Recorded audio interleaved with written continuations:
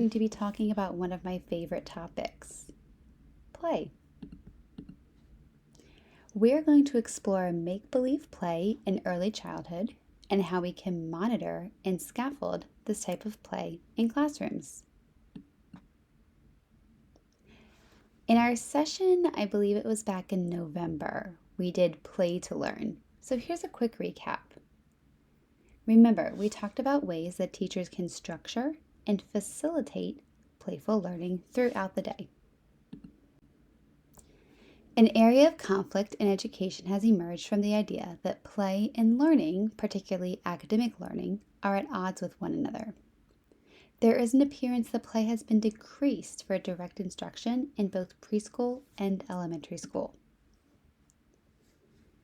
In the reference study, children's ability to follow directions in play and non-play settings, in comparison to children in the 1940s, children in the early 2000s did not demonstrate the ability to follow directions better during play until much older, around 7 years of age, indicating that children lack enough play to develop the self-regulation needed and further lack out-of-school make-believe playtime.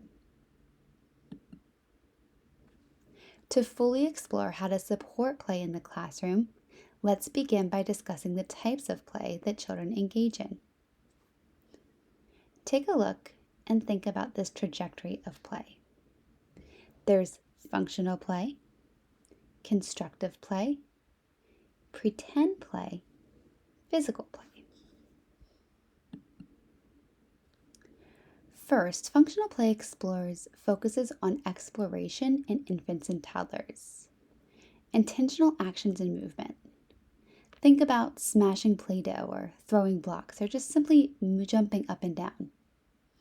Most of our students have generally moved beyond this by the time they get to us. Constructive play is to purposefully use materials provided to create something. It can be parallel, playing or creating near another person, but not necessarily with them, or associative. Associative is when you're really working with another person. The real target of discussion today is sociodramatic play, also called social make-believe. This pretend play, where children pretend scenarios using specific roles or rules, there are many critical benefits of sociodramatic play for children's social, emotional, and academic success. Most importantly, children will learn and practice social emotional competencies such as perspective taking and impulse control.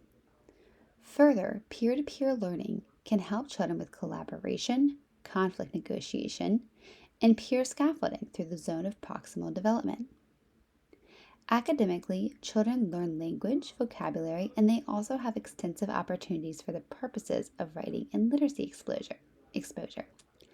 As you can see, sociodramatic play is really important. Now that we've reviewed the types of play that can nest together, let's talk about practice strategies so that we can support sociodramatic play in our classroom.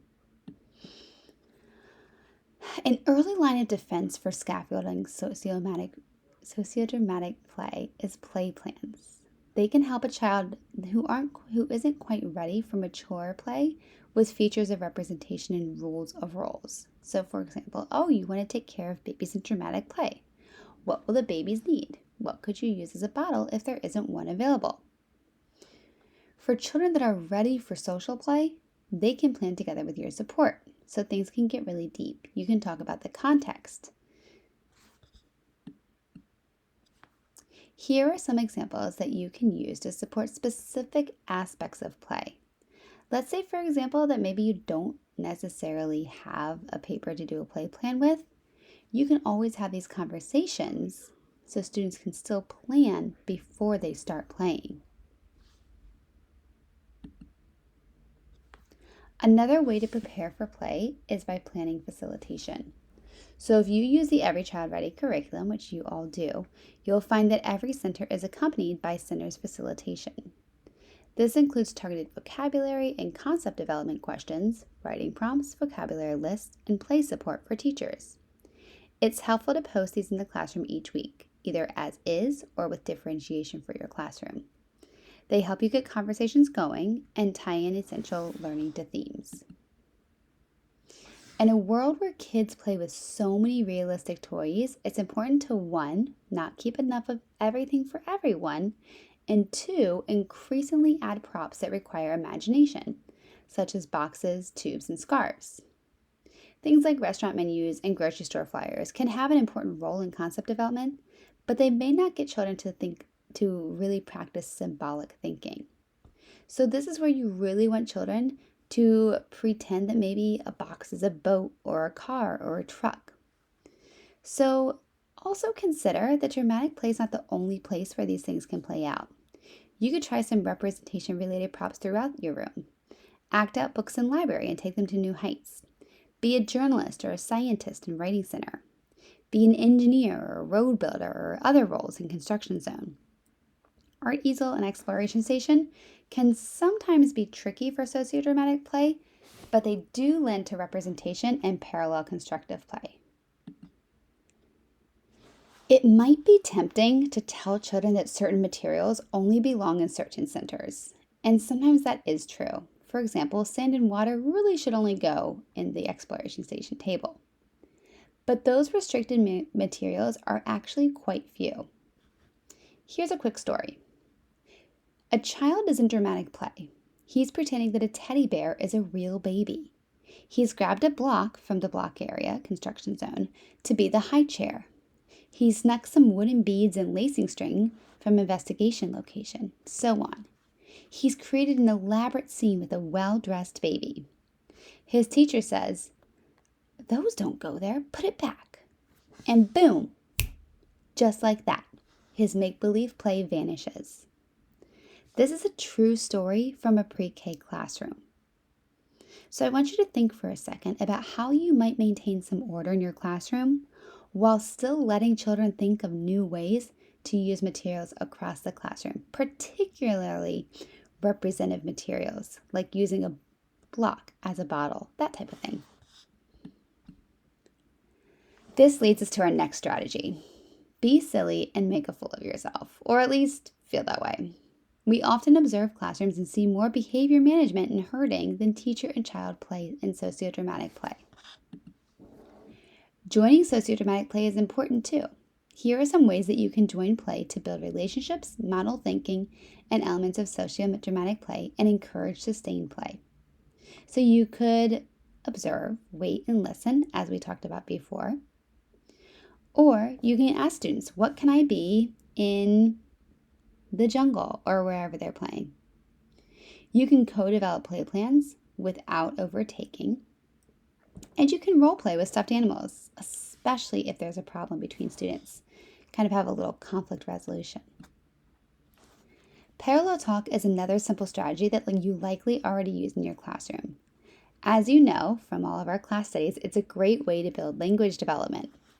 Here, parallel talk and sociodramatic play can help children with think processes and expressive language. Here are types of play that you may encounter in the classroom all at the same time. For each, you'll see an example strategy to encourage that level of play or support a child in moving to that level of play. So for example, if a child's playing by themselves, you might join them, play alongside them. If a child is just looking at play, we've all seen this before, invite the child to play. Model with them. Use self-talk to describe how you're getting involved in the play. If students are playing next to each other, but they're not playing together, provide some scripting to connect play. For example, say, "Oh, I see that Alex is playing with this block. Jamie, would you like to play with a block with Alex too?" That type of thing. And associative. Script to help children identify a play goal.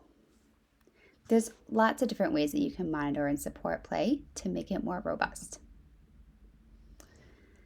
Now, there are several special considerations to note that are easy points of entry for fostering and scaffolding play.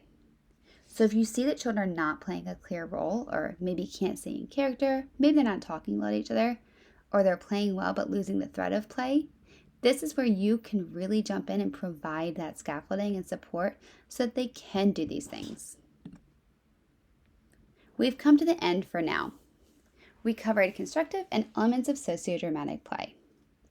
In our session this week, we're going to do a little bit of role play and see how much more we can dive into play in the classroom so that it's meaningful for our students and fun for everyone. Have a great week.